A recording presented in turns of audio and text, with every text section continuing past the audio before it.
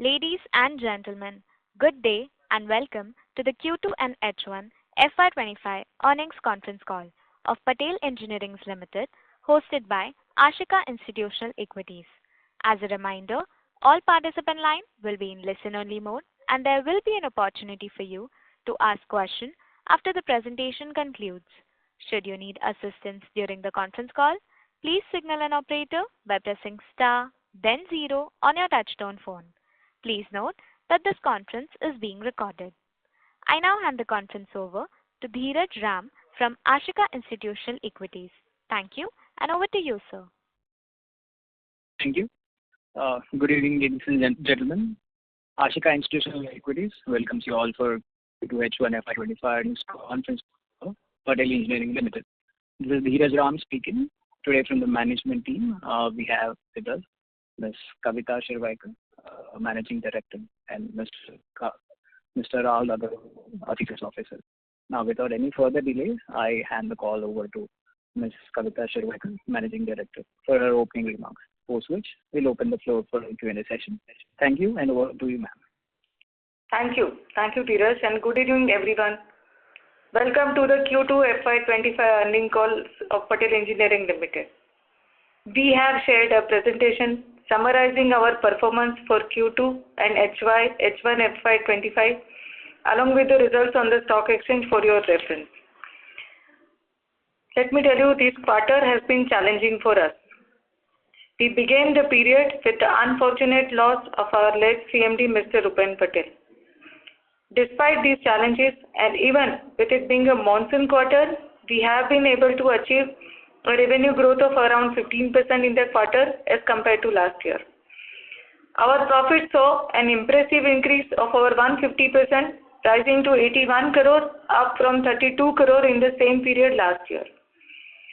On the order inflow front, we had informed earlier that due to the election season, we were able to secure an L1 position of rupees 240 crore from NHPC for Tista project. Additionally, we have formed strategic alliance with PSUs like RVNL and IRCON, reinforcing our long-standing relationship built over 75 years of operations. This quarter also saw significant progress in our projects. We commenced the final concreting of the powerhouse of one of India's largest hydro project, 2000 megawatt Subansiri hydroelectric project in Arunachal Pradesh. I want to reassure our stakeholders that with a 75-year legacy, we remain committed to sustainable growth. We have a robust, experienced, and professional organization dedicated to overcoming challenges and achieving steady long-term success. Now let me provide a brief outlook on the sector. India has committed 11.11 lakh crore for infrastructure in this year's budget. After being re-elected, the government has started taking various steps to meet their infrastructure goals. Last month, key stakeholders in India's power sector gathered to plan the future of the energy sector, where the Union Minister emphasized the importance of renewable energy. India currently has 200 gigawatt of renewable energy capacity. The goal is to reach 500 gigawatt by 2030 and over 600 gigawatt by 2032. India has 18 gigawatt of hydroelectric projects under construction. The total hydro capacity is expected to reach 67 gigawatts by 2031 and 32. The government has recently approved rupees 12,460 crores to develop 31,350 megawatts of hydropower project over the next few years. The focus is on the northeast states like Arunachal Pradesh due to its strategic location. Now coming to PSPs, the government has increased its attention on hydro PSP to support renewable energy and meet peak power demand. Accordingly, 39 hydro PSPs of 47 gigawatts are planned to be ready by 2029-30. These projects are likely to achieving India's net zero carbon emission target by 2070. Now coming to the irrigation and water management, The government aims to expand irrigated land and improve water efficiency. Under the Pradhan Mantri Krishi Sanchay Yojana, initiatives like Per Drop More Crop and Har Khet Ko Pani are being implemented. Around 93,000 crore has been allocated to support around 22 lakh farmers. Over 70,000 crore has been allocated to the Ministry of Jal Shakti in the 2024-25 budget. Ongoing river interlinking projects will improve irrigation and reduce droughts across the country. As regards road, the Ministry of Road Transport and Highways plans to build 74 new tunnels across India covering 272 kilometers. An estimated of around 1 lakh crore will be spent on this. With elections and the monsoon season behind us, we anticipate a strong economic recovery and a healthy increase in order inflows in the coming quarters. See, let's now discuss our current order book position. Our order book as on 30th September is around 17,260 crore. Out of that, 64% is from hydro sector, 21% from irrigation, 10% from tunneling, and remaining 5% from other sectors. In Q2, we received the letter of award for the Jigaon water lifting project valued at 317.6 crore, for which we earlier declared lowest bidder. Our share in this project is around 111 crore. This project will enhance water resources and benefit communities in Maharashtra. We have also been declared the L1 for the Q2FY25 hydropower project in Sikkim with a contract value of around 240 crore from NHPC Limited. This project supports our strategy to expand in renewable energy. It aligns with our ongoing work in hydropower, including the Q2 project and our experience of completing over 85 dams. Over and above, we have signed MOUs with two major PSUs, RVNL and IRCON International Limited. These partnerships will strengthen our ability to deliver infrastructure projects both domestically and internationally, improving project execution through shared expertise. As regards upcoming projects and bidding pipeline, we have a bid for projects worth approximately 10,000 crores that are currently under evaluation. Additionally, projects worth around 40,000 crores have been identified and are expected to be available for bidding soon. Moving on to monetization of non-core assets, this year we had planned to realize around 150 to 200 crores per year from monetization of non-core assets. In Q2, we have sold 5-acre land parcel in Electronic City, Bangalore for 36 crores. We also received 55 crores from an existing arbitration award. In the previous quarter, we had realized around 240 crores from arbitration claims. Thus, the total realization from non-core assets in the first half of the year has been around 330 crores.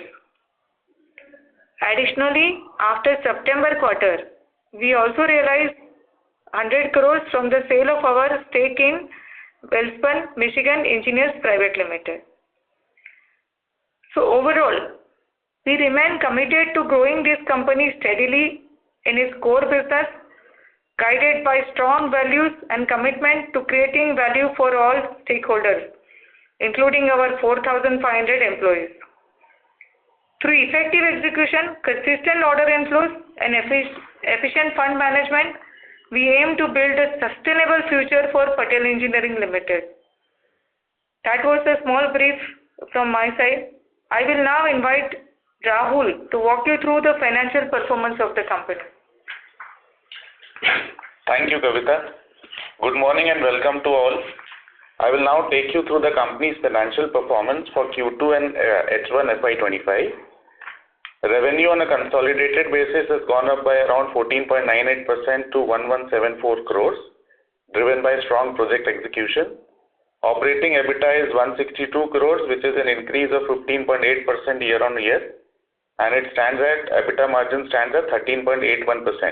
compared to 13.71% in Q2 FY24. Our profit after tax has been 81 crores as compared to 32 crores in the corresponding quarter previous year. On a standalone basis, the revenue is 1155 crores, which is an increase of 14.07%. Operating EBITDA is again up by 12% at 152 crores, and EBITDA margins are 13.16%. Sector-wise revenue breakup, it is hydro is 56%, irrigation 18%, tunneling 12%, roads and other sectors 14%. On a half-yearly basis, our revenue from operations is 2276 crores, and operating EBITDA is up 6.5% to 331 crores. EBITDA margins for half year is 14.54%, and our profit after tax for the first half year is 129 crores. On a standalone basis, the revenue is 2237 crores, operating EBITDA is 313 crores, EBITDA margin at 14%. Now coming to debt and working capital numbers, our gross debt on a consolidated basis as of September is 1438 crores as compared to 1992 crores in the corresponding period last year, and as of March it was 1885 crores. Hence in last 1 year we have reduced the debt by more than 500 crores. We have client advances of 745 crores as compared to 760 crores at the end of FY24, and we have a cash balance of 247 crores. So the debt equity ratio is coming to around 0.39, which is we believe is a healthy debt equity ratio. And breakdown of debt is working capital debt is around 800 crores and term debt is 650 crores. In terms of working capital, the net working capital days after adjusting for land, arbitration awards and borrowings and cash and bank balances is around 112 days. That concludes the financial overview. We are now happy to take any questions that you all have. Thank you very much. We will now begin the question and answer session. Anyone who wishes to ask a question may press star and 1 on their touchtone telephone. If you wish to remove yourself from the question queue, you may press star and 2. Participants are requested to use handsets while asking a question. Ladies and gentlemen, we will wait for a moment while the question queue assembles. The first question is from the line of Rajan Jain from NV Capital. Please go ahead. Good afternoon and thank you for the opportunity. Am I audible? Yes, sir. Yeah. So I had a couple of questions. So you talked about INR 25,000 crores of order book by FY25. So out of this, how much with bid already submitted, and when do you see this bid will be finalized? So see, as I mentioned, that around 10,000 crore bids are under evaluation, which is coming for bidding for a near future. Another 40,000 crore also we have identified, which will come up for bidding shortly. Okay, and most of the bids are in domestic market, or these postals are in or are this from overseas market also? No, most of them are from Indian market only, domestic market only. Okay, and going forward, what will be our strategy in terms of sector and in terms of bidding strategies going forward? So our current focus is, I mean, are we also planning in terms of irrigation, roads and all of that? Yeah, we are planning. See, our major focus will remain hydro, but along with hydro, we'll be focusing on irrigation, water sector, pipeline work and road sector. Other sector also we are targeting. Okay. Got it, ma'am. I'll join the queue in case of additional questions. Thank you, and all the very best. Thank you. Thank you. Before we take the next question, a reminder to all the participants, you may press star and 1 to ask a question. The next question is from the line of Harsh Patel from Share India. Please go ahead. Congratulations for a good set of numbers and thank you for the opportunity. Can you throw some light on debt reduction going forward? And in case of AFCONs which are being listed, how competitive we are bidding comparative to AFCONs in hydro projects? So, see, we have a term debt of around 650 crores right now. We expect to pay the term debt over the next few years, say in around 4 years from now. So that is our target, that we'll pay off the term debt. However, with increase in new orders, even if we take more working capital debt or client borrowings, the overall borrowing in terms of borrowing plus client advances, we don't expect that to increase. Okay. In terms of bidding in with AFCON's IPO and all coming, I see there are enough works for all to take, so there is no issue. We go selectively anyways for our projects what we want. Can you show on margins in coming quarter? What would be the EBITDA margins we would be expecting? See, we are anticipate on an average 13-14% margin, so that we'll maintain. Okay. Thank you so much. Thank you. Thank you. The next question is from the line of Dheeraj Ram Singh from Ashika Institutional Equities. Please go ahead. Hi, ma'am. My first question is the recent project that we have secured of almost 240 crores, which is a hydro project. Could you please throw some light on it, like what is the completion cycle and what is the margin that we can expect and where it is from?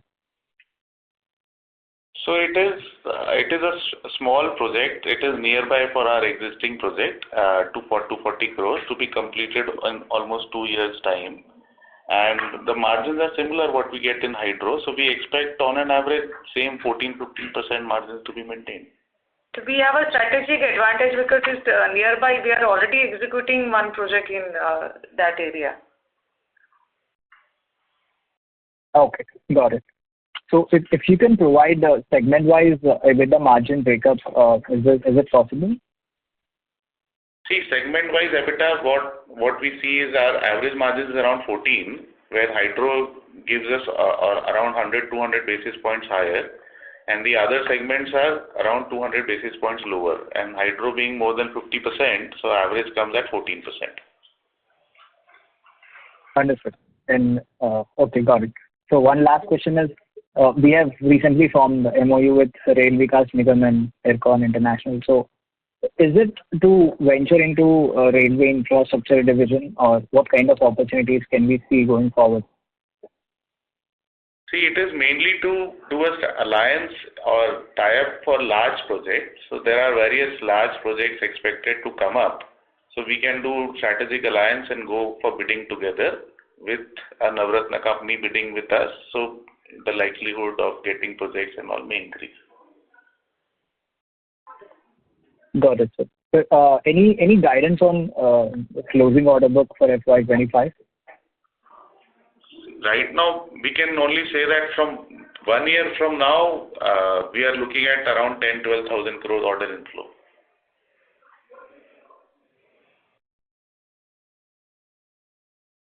Got it, sure. Thank you, sir. Thank you. The next question is from the line of Prashant from Univet Corporate Research Private Limited. Please go ahead.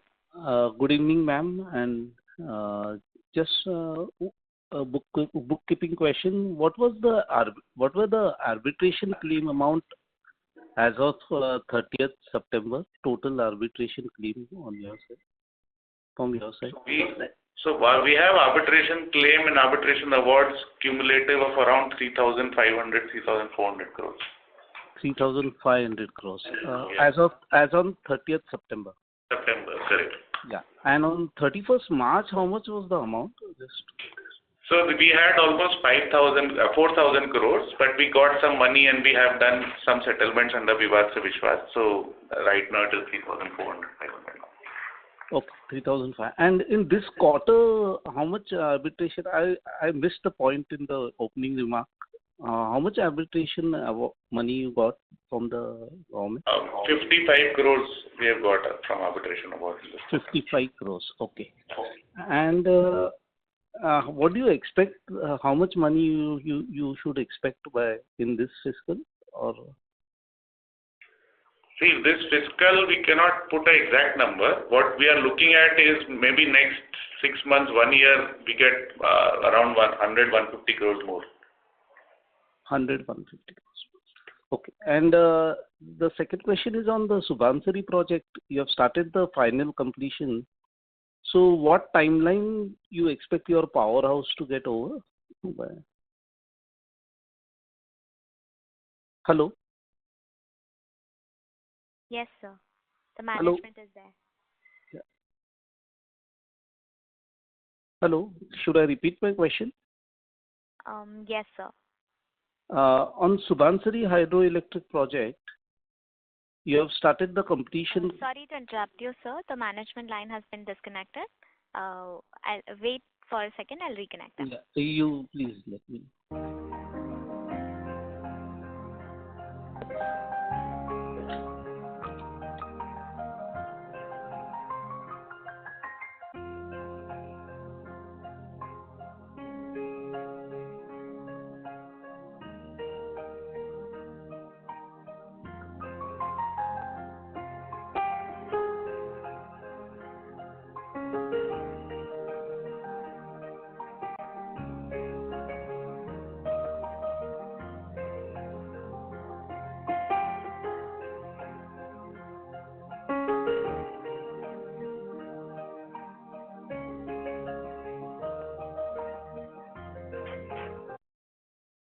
Ladies and gentlemen, thank you for patiently holding. The management is back on call. Sir, please continue. Yeah. In the presentation, in one of the slides, you had mentioned that final concreting of powerhouse of Subansiri hydroelectric project has been commenced. So what timeline you have for completing the powerhouse project in Subansiri? So this is Subansiri project. We got LOA in the financial year of 2021. So in 4 years, we completed around 1500 crore work. Balance is around 250-300 crore work is pending, which we expect to complete in next 12 months then. It will take 12 months to complete the powerhouse for Subansiri? Because it's a last leg of work where more of the finishing work is left because major work is already done. And that finishing work is interdependent on other contractors. Yeah, because we are doing civil works. There are H&M, E&M contractors who will work in parallel. So we have to work in with them. So it's an interfacing and interdependent work. So that's why it will take 12 months, you want to say? Yeah, maximum 12 months, we say. Yeah, okay. But approximate timeline you have, maximum can be 12 months, but say 6 months or 7 or... Yeah, between 6 to 12 months. 6 to 12 months. Okay, fine. That was my question. Thanks a lot. Thank you. Ladies and gentlemen, you may press star and 1 to ask a question. The next question is from the line of Tej from Nivesh Investment Advisory. Please go ahead. Hi, sir. Am I audible? Yes, sir. Yes. Yeah, thank you so much for the opportunity. Pardon me, some questions are repeated. I'm new to the company. I just wanted to get an idea of out of this 10,000 odd crores of projects which we have bidded, how much are for, let's say, hydro and PSP, and how much would be for irrigation? So around 55%, 53% is hydro PSP. And irrigation is around 15-16%. Rest is tunneling, roads, other segment. Sorry, irrigation you said 15-16%. Right. Okay, got it. And sir, what was the value you mentioned at the start about how much money did you receive from the tunneling business that you sold to Welspun? Sorry, come again? I mean, how much realization did we got from the sale of tunneling business to Welspun? No, we did sell a tunneling business. We had a subsidiary where we had 10% stake, Welspun Michigan Engineers. We sold that for 100 crores. Okay. And then what gigawatts of tenders are we expecting, to come out in, let's say, 2-3 years for both, let's say, hydro and PSP? So I just wanted to get an idea of how much time does, projects under SNI takes to reach tendering stage. See, it varies from projects to projects, but what we see is that around 30 gigawatt of projects should come up for bidding in the next 1.5 years. This is combined hydro and PSP, right? Right. Okay.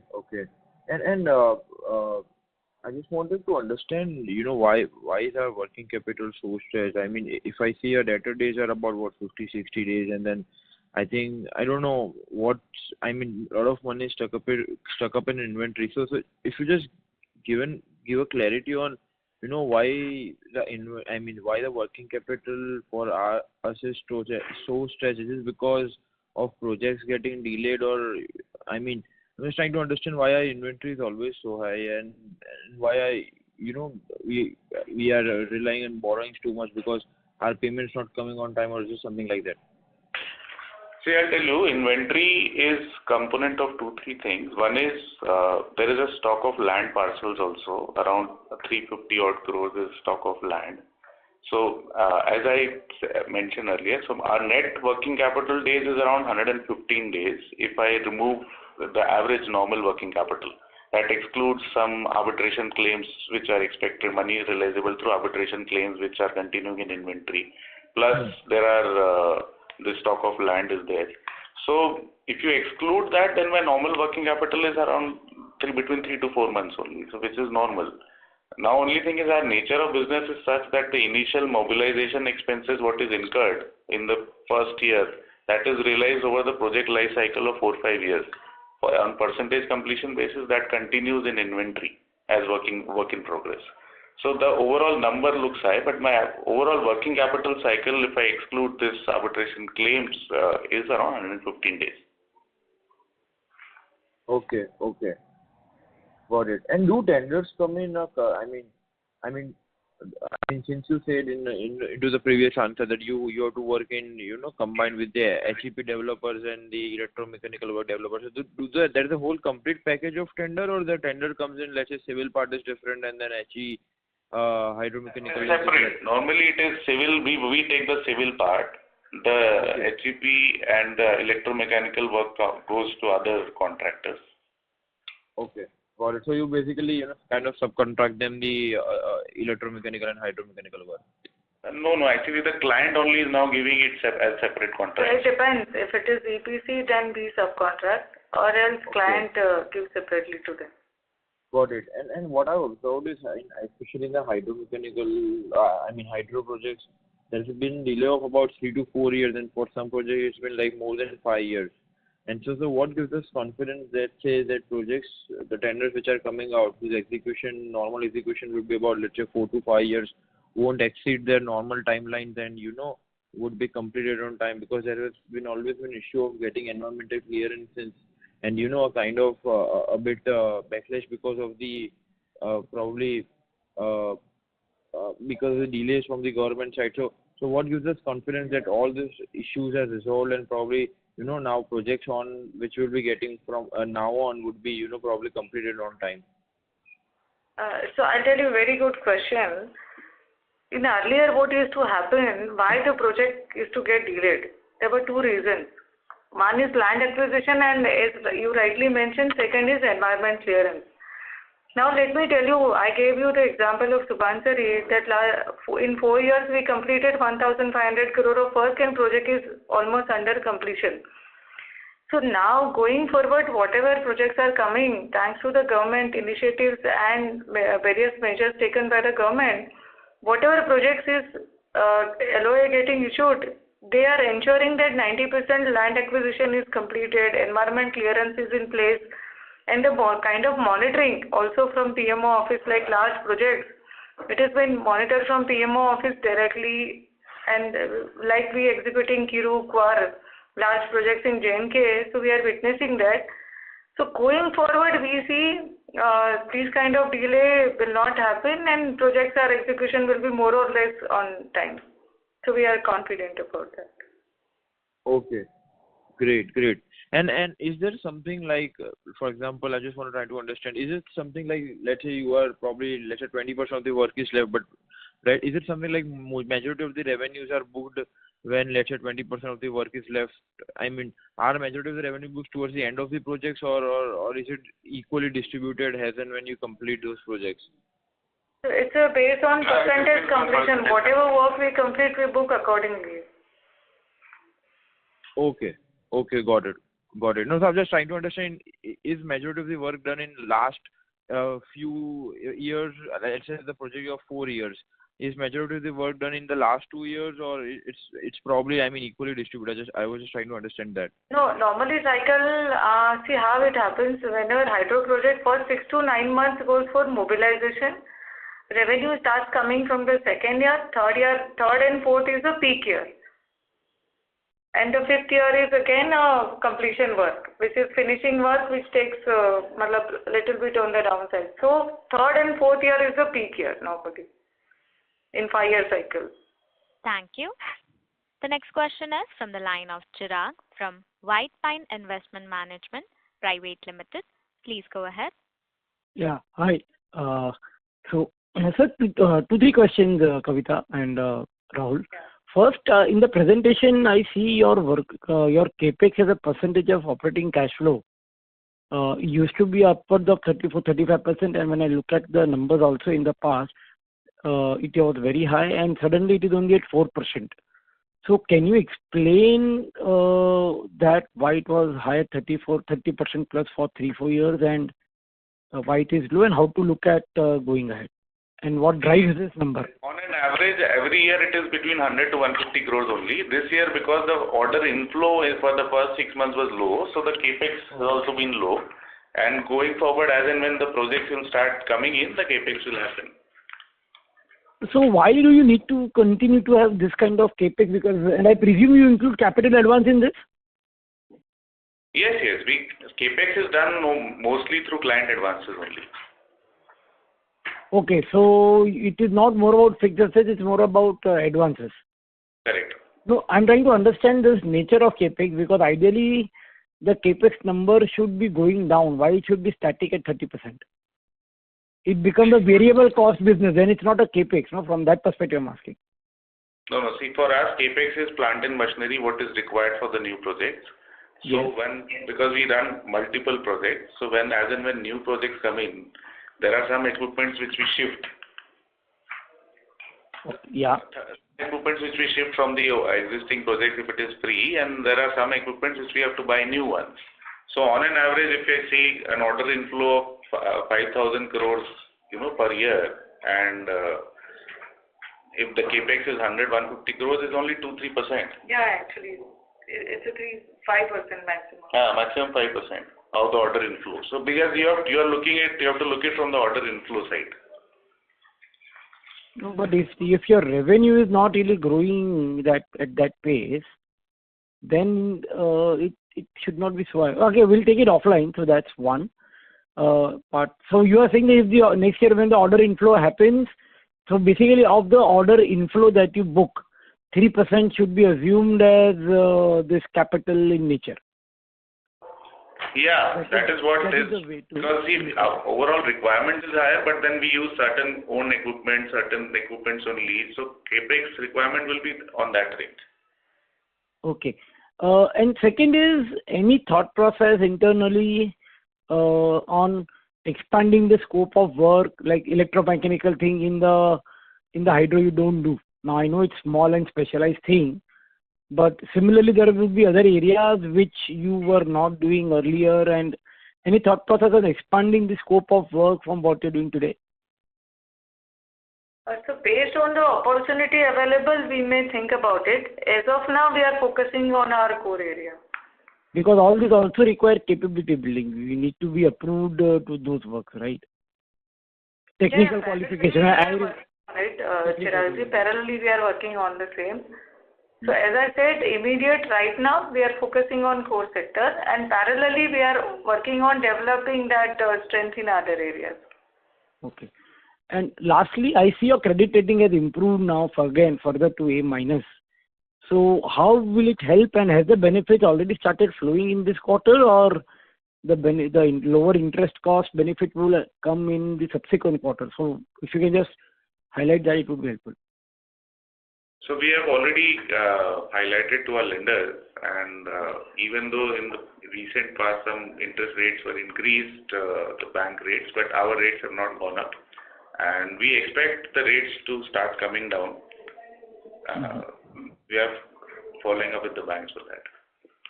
So is it like from Q4 onwards we will see the benefit, there will be some time lag, right? Or no, it could be much faster than that. And how much could be the savings in terms of percentage on assuming other things being constant? If earlier it was X, how much it would be? It would go down by 150 bits or 100 bits? How much? How? Between 50 to 100 bits. Between 50 to 100 bits. Okay. And when will be the next review will be? Now this is so the next rating review happens normally annually, so it will happen after March results. After March results. Oh, okay. Okay, great. Thank you and all the best. Thank you. Thank you. The next question is from the line of Sahil Vora from MS Associates. Please go ahead. Hello, sir. Good afternoon. Thank you for the opportunity. I just had a couple of questions. So, firstly, in terms of other markets, are you seeing a slowdown, like an unexpected slowdown or unexpected pickup in speed in any of the international or domestic markets? See, international, we generally don't bid much. We are only present in Nepal and India. And here we see a lot of opportunities. So as expected, last year because of election year, there was a slowdown in new orders.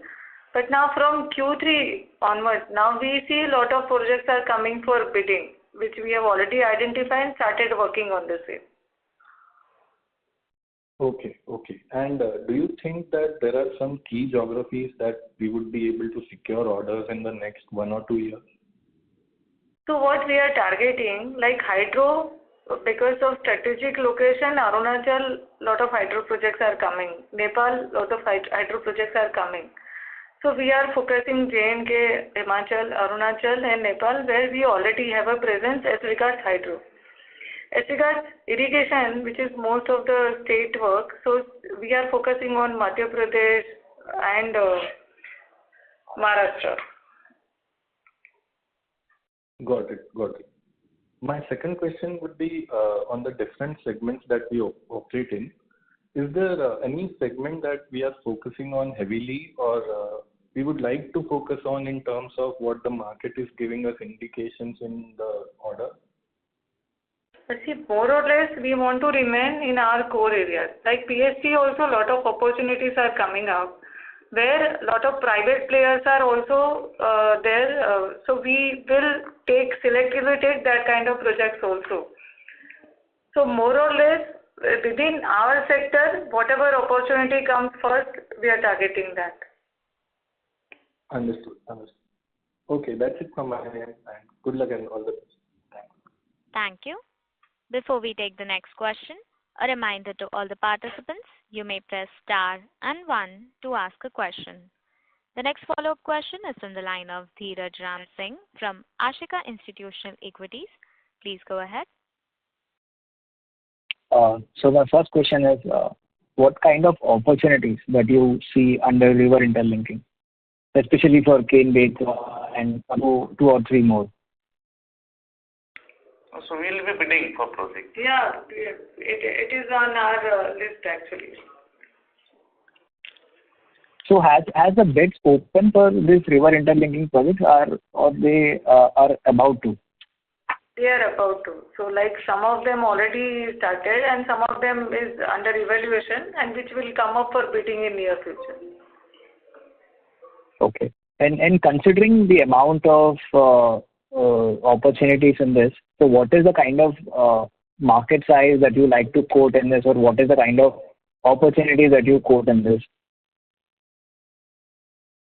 So overall, as we mentioned that we are targeting in next year around additional work of around 10 to 12,000 crores in next 1 year from now onwards. Okay. And any guidance on how much can be from river interlinking in next 2 years or something? Specifically, we cannot give. Overall, yes. See, we have a success bid ratio of around 20%. So, I mean, we'll bid and then let's see what we get. Yeah, correct. Okay.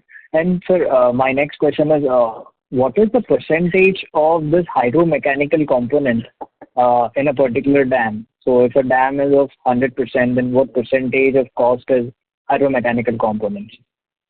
So there is no standard percentage as such. It all depends on the location, design, and other parameters of the project actually.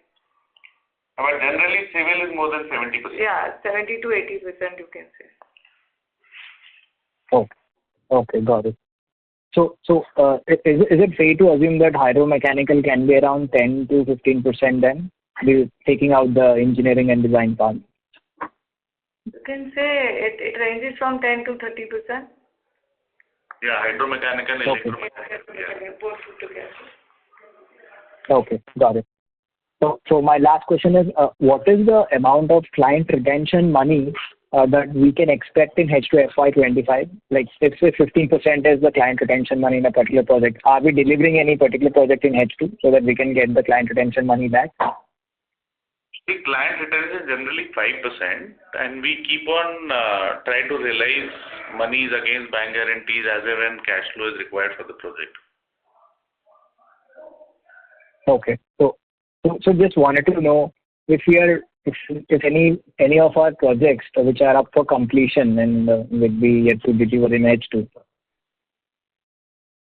So there are few projects which are more than 90% complete. So we are targeting for completion of these projects in the next 6 months to 1 year. Got it, sir. Got it. And one last question is, last quarter we have said 50,000 crore, around 50,000 crore is under bid pipeline. So out of which, what is the percentage of orders that we have secured? What are the sorry? So 50,000 is the bid pipeline. We have bidded around 10,000. Another 40,000 more we expect to bid. In near future. Okay, and we so if my assumption is fair, we haven't secured many of these orders. A delay in suppose some activity during tender, is it? Sorry, come again. We just the voice broke in between. My question is regarding this, out of which you have did last quarter. So from which have we secured any of those projects? See, in the last quarter we were L1 for one project for 240 crores. Okay. So only 240 crores is the new project that has been taken during the quarter. See, what we are saying is, so we got L1 for one project for 240 crores because the bidding started late after elections. Till now we have bid almost 10,000 crores. So that bid will open up, in the next few months. So that will come. And apart from that, another 40,000-50,000 crores is expected to bid in the next 1 year. So overall, in the next 1 year, we should get more than 10,000 to 12,000 crores of work out of this. Got it, sir. Got it. Yeah. Thank you, sir. Thank you. Before we take the next question, a reminder to all the participants, you may press star and 1 to ask a question. The next question is from the line of Arnav Sachdev from Thrust Capital Partners. Please go ahead. Mr. Arnav, yes, sir. Hello? Please go ahead. Am I audible? Yes, sir. I just had one quick question. So on the building segment, is it all government projects or do we also have some private projects? We have all government projects. And are we looking to get some private projects, or do we prefer only government projects?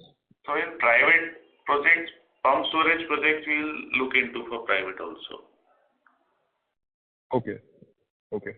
Understood. Yeah, that's it. Thank you. Thank you. Ladies and gentlemen, we will take that as the last question. I would now like to hand the conference over to Mr. Hitesh Agrawal for closing comments. Thank you for connecting us on the call today. I would also like to thank the management for sparing the time and answering all the questions today. We are the Ocean Capital Investor Relation Advisor to Patel Engineering Limited. For any queries, please feel free to reach out to us. Thank you, everyone. Thank you. Thank you. On behalf of Ashika Institutional Equities, that concludes this conference. Thank you for joining us, and you may now disconnect your lines.